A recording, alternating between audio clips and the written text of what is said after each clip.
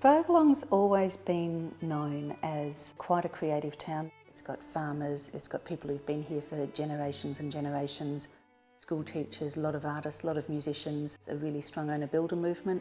At the moment, it seems like there's another upswelling of creativity happening.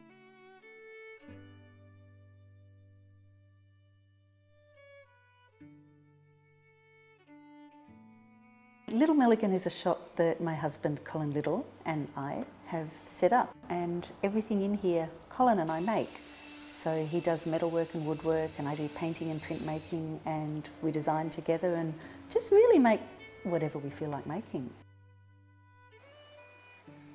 We've made everything from little wooden bowls to large pieces of furniture to big signs to sculpture.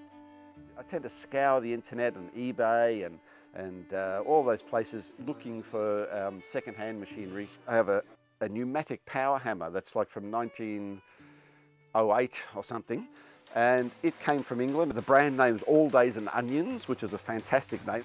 And effectively for the forging work, pushing steel into other shapes when it's hot, having the power hammer there is a bit like having a giant with a giant sledgehammer hitting the steel for you.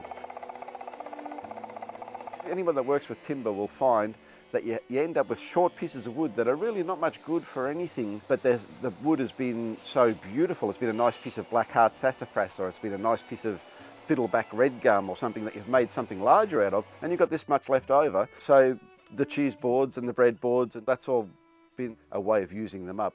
You keep working it and sanding it and shaving it until it becomes something that when you pick it up and you handle it, it feels nice in your hand. It's a practical thing, but it also has to be a beautiful thing.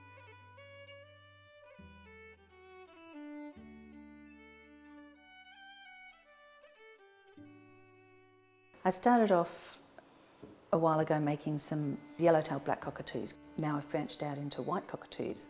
I draw them up on Illustrator on the computer, send that to a laser cutter. They cut it out, send back the blanks. They're made out of metal. Then Cole makes attachments to the back so that they can be hung, and then we send them off to a powder coater and they powder coat them. Then they come back and I paint them. They're a bit of a play on the old 3 ducks on the wall, but you know, it's 3 cockies on the wall, or 28 cockies on the wall if you so desire. I've got a flock or 2 here.